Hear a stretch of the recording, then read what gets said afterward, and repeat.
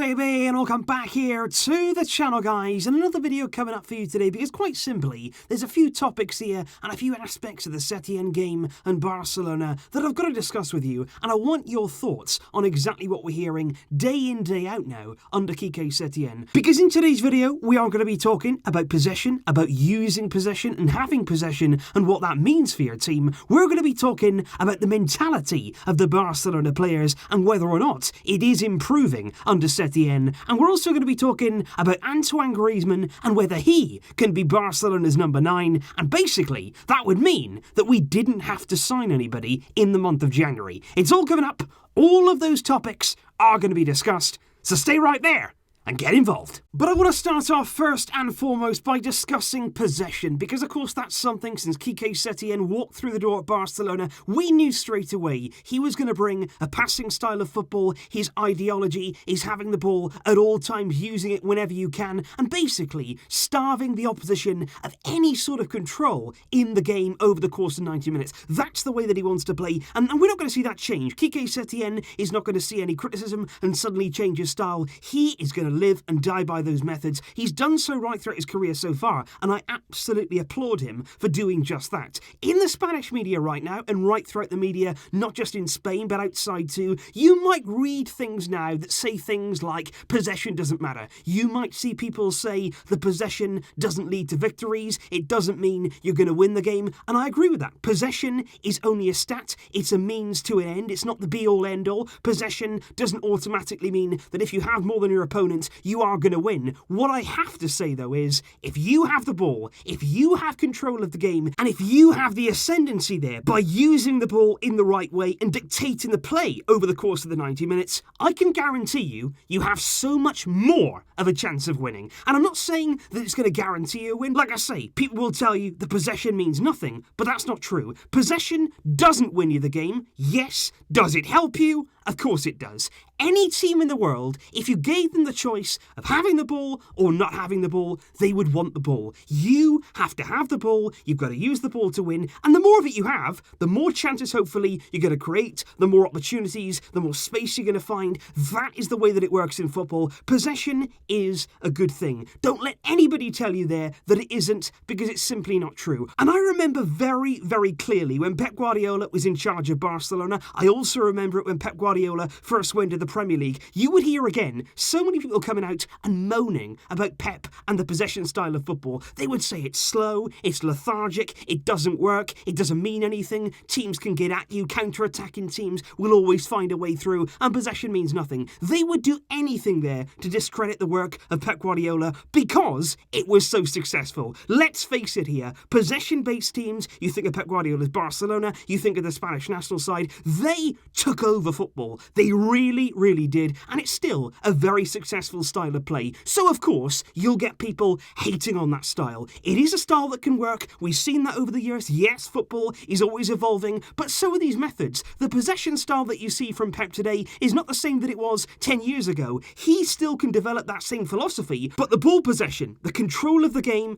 that still remains, and it's all about using that possession in the best possible way, which is what we have to do. We are aware here, we are going to have to create more chances, there's no doubt about that. Setien is going to have to find a way there of getting into better areas, but it's all about using the ball. Once you've got it, you can start then to work on the rest, and possession for me is a good thing, no matter what you hear. And in terms of those chances created, we now move on to somebody who would be in charge of maybe taking on those chances and actually scoring us a few more goals, and that would of course be on the shoulders of Antoine Griezmann. Now there's a lot of talk, we did a video early on today about potential centre-forwards who Barcelona could be signing in the January transfer window, and many of you were saying, and rightly so, what about Griezmann? This is a guy here that we paid 120 million euros for. Why is he not there, the primary candidate to be that out-and-out centre-forward? And the answer to that is, I don't know, because personally, if I was in Barcelona's position, having spent that much money, having brought Griezmann to the club, your priority there is getting the absolute best out of him. Even if you've got to give him a bit more time, even if you've got to show some patience,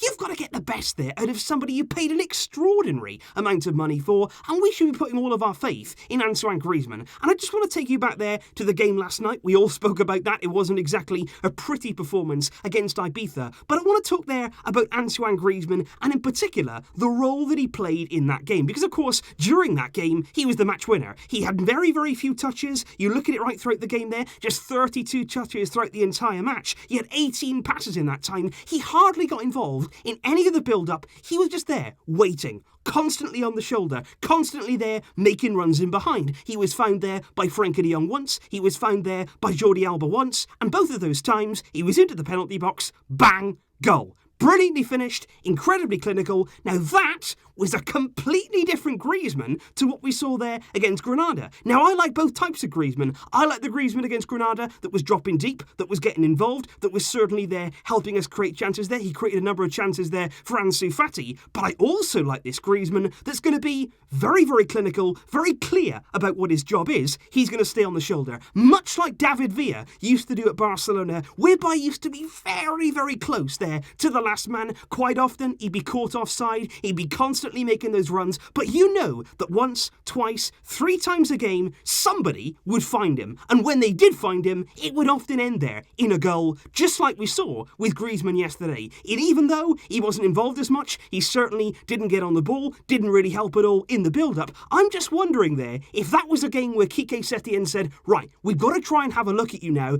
as that number 9. You go out there, don't worry about what's going on around you, don't get involved too much in the build-up. All I want you to do is be that number 9. You wait for your chance, and when they come along, you make sure you take them. And I've got to say, if that was the idea, if that was the plan, it worked perfectly with Griezmann winning the game with those 2 goals. And it'd be very, very interesting to see Griezmann play that kind of role where he's very, very high, where he doesn't drop in with Lionel Messi in the team. Because then you've got somebody dropping in. You've got Messi dropping in, receiving the ball, playing those passes. He could be one of those that are finding Griezmann. And Griezmann then has got to stay disciplined. He's got to stay very, very structured in his role to continue making those runs and keep doing it time and time again. And I just wonder there, is that something now we're going to see more of? And hopefully, Griezmann can be that number 9. And I just want to finish here, guys, by talking yet about that player mentality, about the feeling right now in the squad, and exactly what they have inside of their head when they go out on the field, and how they feel within their own performance. How confident are they of carrying through Quique Setien's instructions and getting that game won and playing in the way that he wants them to play? And I want to talk here particularly about patience, because so far, of course, we've seen 2 games under Quique Setien, one of them a 1-0 win at home against Granada. That was a very, very slender win on the score sheet, but of course, in terms of the performance, it was very, very dominant. And of course, the last game there against Ibiza, whereby, again, a very slender victory by just 1 goal. It was a tight, tight affair. But I want to talk there about the way that Barcelona, right the way through those games, whether it be Granada, whether it be against Ibiza, they stayed calm. They stayed very, very calm, very disciplined, very composed, and very organised right throughout the game. No matter whether it was 0-0, no matter whether against Ibiza, we were losing, of course, for most of that game, but still,